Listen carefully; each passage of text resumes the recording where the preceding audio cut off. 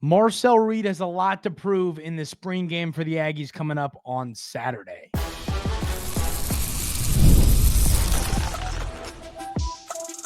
You are Locked On Aggies, your daily podcast on the Texas A&M Aggies, part of the Locked On Podcast Network, your team every day.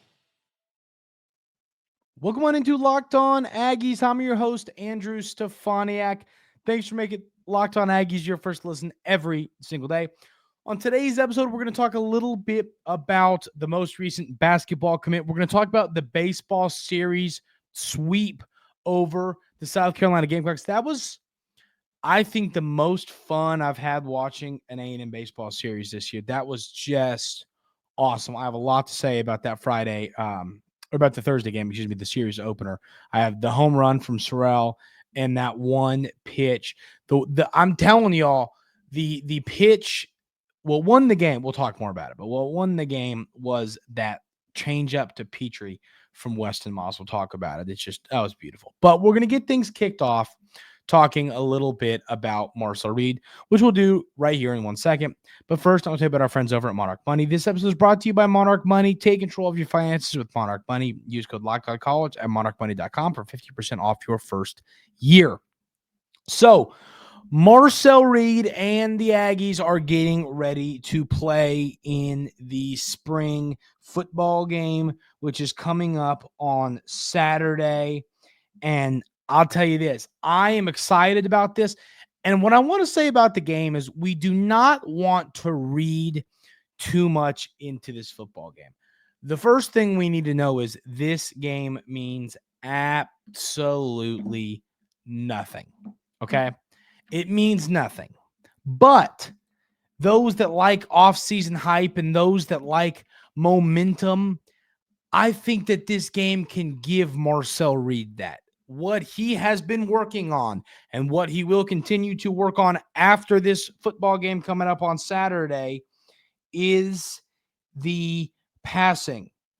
So looking at that, we know that Marcel Reed is continuing to try and improve what he is as a passer. We have seen him be competitive as a passer. We've seen him make some good throws, but at the end of the day, we need to see him continue to get better and better and better. And I think this spring game, it's not, will the spring game have anything to do with the first game of the season? No, it doesn't matter. But what it can do is give himself and the fan base some confidence. At the end of the day, these players hear what's going on. And if he has a good day on Saturday, and he, just throwing the ball a little bit, if he looks good and looks dominant and throws the ball well out there. Because, here's the deal. In these spring games, they're not tackling the quarterback. So, you're not going to see Marcel Reed's legs on display. It's going to be all his arm. And I think if he has a good day, there's going to be a lot of confidence around campus, around the fan base, around the college football world, and little things like that. They get back, the players hear about it, and I think it would just be great if Marcel Reed could come out on Saturday and have a good day. Now, once again, does this matter at all? No. But I'll tell you this, these things can happen. What could happen is Zeno could go out there and have a good day, and then here come the talking heads saying, oh, Zeno needs to start. We need to start Zeno over Marcel Reed. I think that, there's a world where stuff like that can happen. We've seen it happen before. We've seen it happen before at Texas A&M. But Marcel Reed's the quarterback for this team. I think the coaching staff knows that.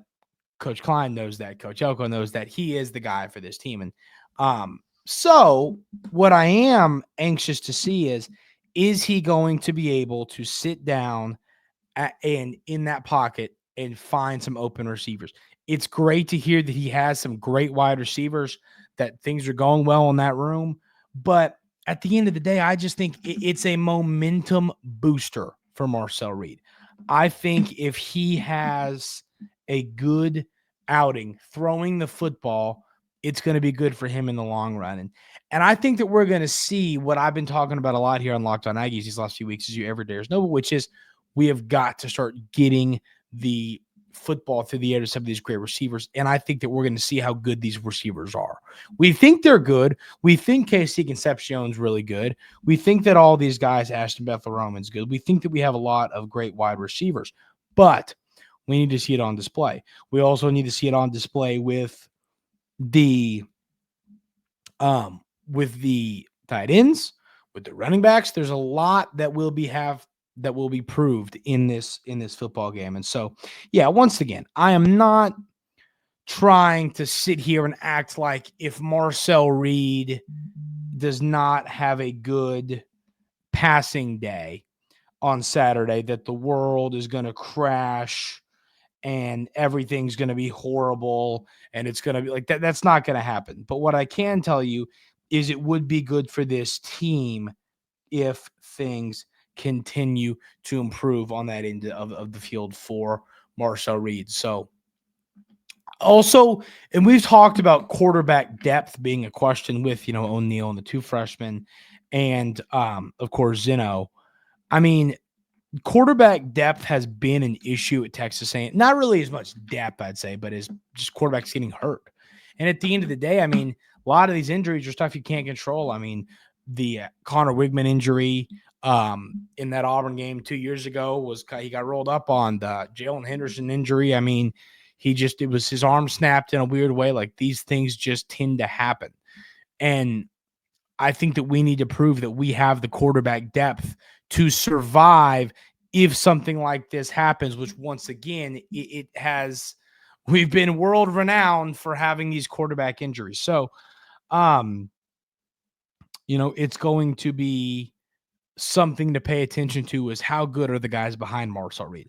And the one thing that you're not going to hear me do, one thing I'm not going to do, I'll tell you this. What will happen if Zeno comes out and looks great, I'm going to talk about, hey, maybe we have more of a battle on our hands than we thought. But I'm not going to come out here and fully switch teams. I think that because you got to understand what Marcel Reed can do with his legs is just incredible.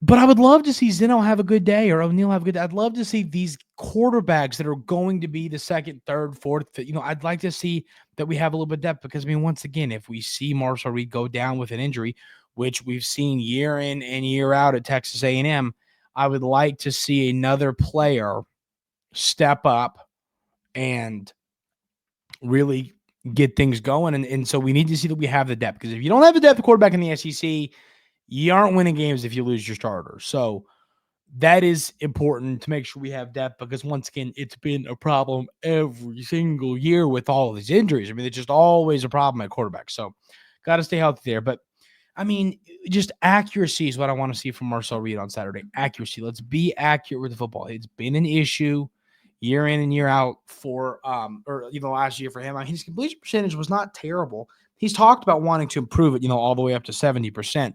I think that's a tall ask, but, I mean, it's all accuracy. Now, I think he's got some better receivers that if you put it, within last year, you had to put it here. Now I put it within here, kind of that type of deal.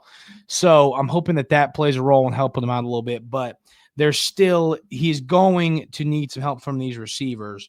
And it would be good to hear that. And it would be good to see him build a connection with Concepcion and some of these other guys. So, I mean, at the end of the day, the two things, and we'll talk about this spring game all week, and we'll talk about this more tomorrow, but the two things I've been paying attention to are Marcel Reed and the secondary, and probably the defensive line depth. As you all know, I feel good about our receivers. I feel good about the offensive line. I feel good about the running backs. Obviously, we're going to be banged up there in this game, but if we can get good play out of our defensive line, if the secondary looks solid, those will be the things that we need to pay attention to, and hopefully are positive for us. So that is what I've been paying attention to. But yes, once again, I would love to see a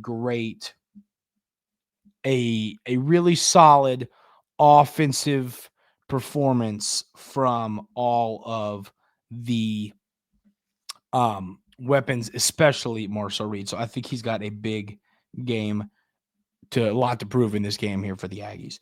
We're going to talk a little bit about the sweep of the South Carolina Gamecocks. Huge momentum. I'm really looking forward to talking about this. We'll talk about it right here coming up on Locked On Aggies. But first, I got to tell you about our friends over at Monarch Money. Ever check your bank account and wonder, where did all my money go? Between dining out, online shopping, and entertainment, it's easy to lose track. That's where Monarch Money comes in. Your personal CFO, giving you full visibility and control over your finances. Monarch Money isn't just a budgeting app, it's a complete financial command center. You can track all of your accounts, investments, and spending in one place, so you stop just managing your money and start building wealth.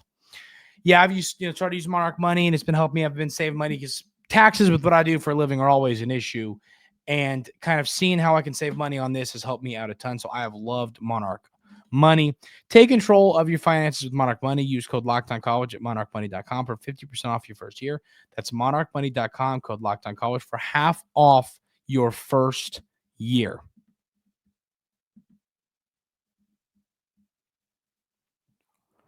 So the Aggies end up pulling off the sweep of the South Carolina Gamecocks, who now fall to 2-11 in SEC play. Or no, 2 and that was after the first game, so technically be 2-13, right? Yeah, 2-13. In conference play, while the Aggies are 6-9. This was an all-around fun baseball game to be part of. So you get a run in the bottom of the first inning from the Aggies. Then you get a 2 spot in the top of the second from South Carolina and a run in the top third. So it's 3-1. The Aggies then score 5 runs in the third inning, including a grand slam from Binderup, who had a great weekend. A grand slam there. And then, like I said, so you're up. Then there's the answer from South Carolina to make it 5-5. We make it 6-5. And then they score a run in the 7th and the 8th to make it 7-7. And it's 7-7 heading into the extra innings. So pitching in this game, another kind of game from Prager, 6.2 innings, 5 earned runs, 6 runs total. Struck out 8. That was good to see. But the difference maker was the one and the only Weston Moss. I'll tell you one thing, ladies and gentlemen. That changeup is a problem. And I'm telling you this right now. We'll talk about Sorrell's walk-off. We'll talk about that. But what won this baseball game for the Aggies was that changeup that struck out Ethan Petrie in extra innings before we walked it off in the top. That pitch was absolutely beautiful. I mean, that was that changeup was just perfect. And then, of course, he gets 4 more outs after that. But still, that pitch was the difference maker. And that, of course, set up Caden Sorrell. And I want to tell you this, too. That home run, I still have not seen an official distance on that home run. So if anyone has seen the official distance, let me know. But that home run by Caden Sorrell was one of the most impressively struck baseballs I have ever seen from a college baseball player. And the reason I say that is because it came the other direction. He went oppo with it. And I bet you he hit that ball over 425 feet. And it wasn't like it was in, you obviously got your power alleys, which is, your pull side gap and your oppo gap. So that, to the right and the left of the center fielder, those are your power alleys. And he hit it like it was just straight over the left fielder's head. And this ball was pummeled. Seriously, one of the most impressive single swings I've seen from a college baseball player in a long time. Because, if he does that to right field, it's like, man, that was a bomb, but whatever. But he goes oppo as a lefty. That was awesome. So you walk this game off, get the series started with an 8-7 win. And I'm telling you, extra inning victories in baseball, walk-off wins create momentum. And you saw that momentum get carried over on Friday when the Aggies win 17-0 over the Gamecocks. My favorite thing in the world that happened is going 4 runs in the bottom of the first. As y'all know, I think the most important thing to winning a baseball game is punching a team in the mouth first. And we put up 4 runs in the bottom of the first inning, and that was just all around great to see. We then put up 2 in the third, 2 in the fourth, 7 in the fifth, 2 in the sixth. So that means in 6 at-bats, we had 10 hits, 17 runs. 6 innings. I mean, not at bats, 6 innings with at bats. I mean, that is absolutely absurd. 6 innings at the plate for 17 runs in an SEC game, not even a Sunday SEC game. Well, once again, when I say Sunday, normally I'm because I'm talking if it's a Friday, Saturday, Sunday series. A game 2. It wasn't even, it was a game 3. And Lampkin in this game, just incredible. 6 innings, 3 hits, no earned runs, 1 walk, 5 strikeouts. Then Rudis comes in, does his thing, does give up 2 hits, but strikes out 2. Of course, we're not too worried about when you're up by a million runs. And ends that ball game early, which the best part about that was it saved some more pitching for the Aggies. I mean, how many pitchers did South Carolina use? They ended up using 4 pitchers. Now, once again, they only hit it through 6 innings, but it was just an offensive explosion for the Aggies. You get 2 hits from Jace. He scored 3 times. He had 2 RBIs. He walked twice. Terrence Keel has a hit. He scores twice. He walks once. Then you get 3 hits from Caden Kent. You get 2 hits from Bear Harrison. I mean, just an all-around offensive explosion from the Aggies, leading to that victory. So you have the series secured before Game 3's even started, but Game 3 was one of the most impressive wins I've seen in an SEC baseball game in a very, very long time. So you're leading this game 2-0 heading into the 3rd inning. South Carolina scores a run to make it 2-1. Then they score 7 in the 5th, making it 8-2. Then they score 4 runs, making it 12, putting up 12 runs to make it 12-2.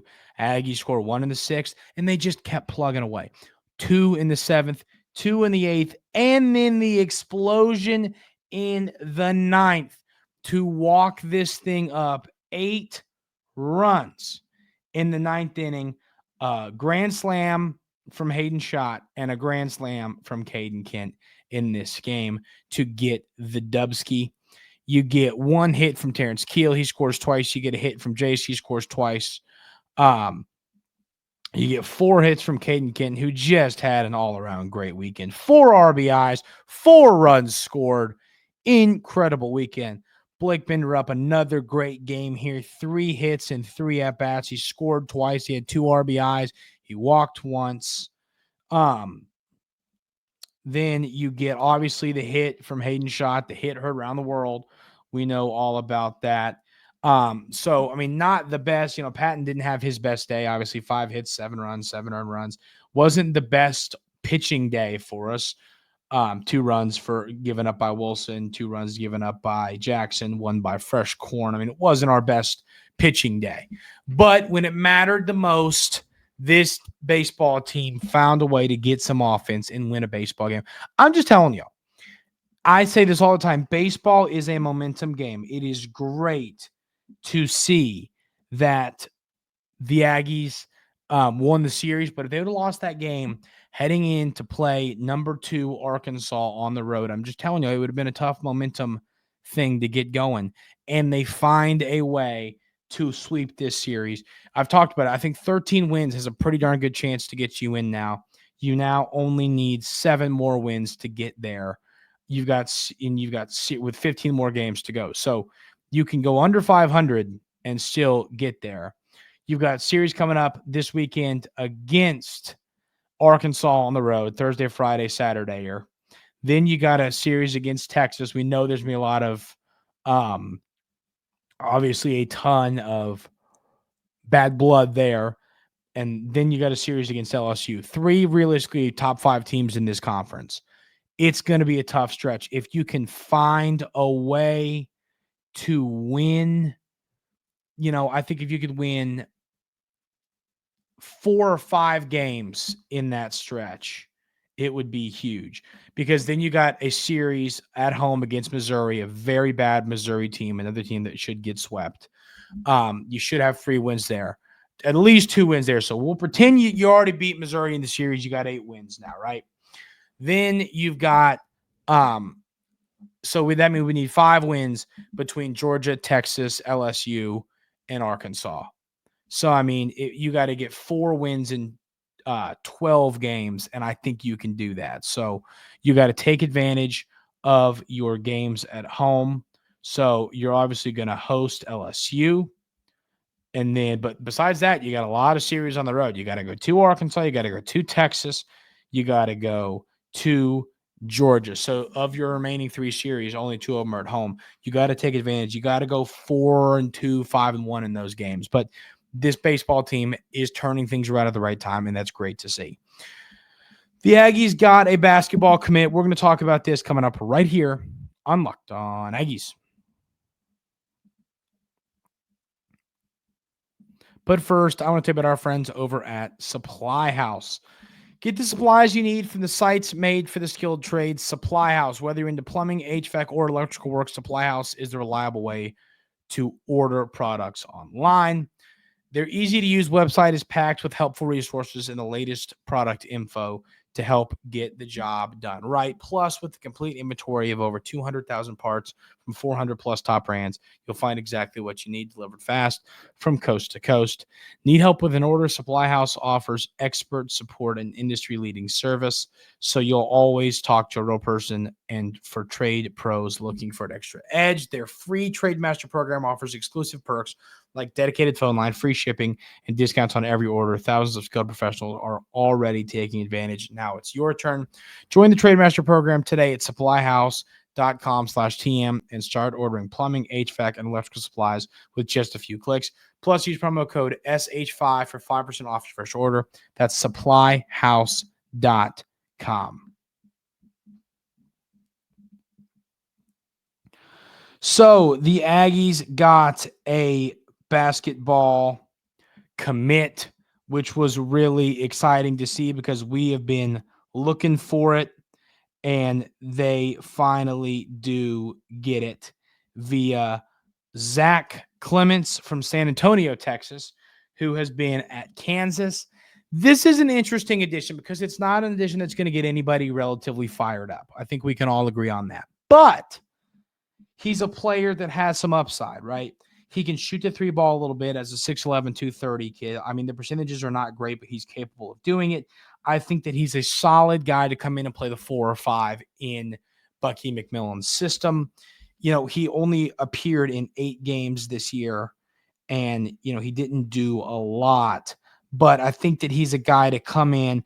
I don't see him coming in and being like an elite piece for your team. I think that he is a bench guy, but I think that he's a guy that can come in and genuinely help you out and genuinely make you a little bit better. So it's time for Coach McMillan to get going. He's going to get more commits. I'm not worried about it, but we need to see it happen, and I think that you're going to see it happen. But it's good to see an addition. The former Kansas player played in the big-time program, so this is going to be interesting to see who Coach McMillan gets next, but he's got a lot of players that he's going to bring in via the portal, and I still anticipate him putting together a roster that will be competitive in the SEC in year one. It's not going to be easy knowing how talented this conference is and how late he's kind of getting going, but he's going to put together a good team. I believe that it's going to be competitive in the SEC. Is he going to win it all? No. Is he going to win a natty? No. Is he going to win the conference? I don't think so. But can he go around 500 to make the tournament? I think he can do that. So first edition, and I think there's a lot of good ones left to come. That's going to do it for today's episode of Locked On Aggies. Thank you all so much for being here every single day. Huge baseball series. It was fun to talk about that. Hope everyone has a great rest of their Monday, and we'll see you next time right here on Locked On Aggies.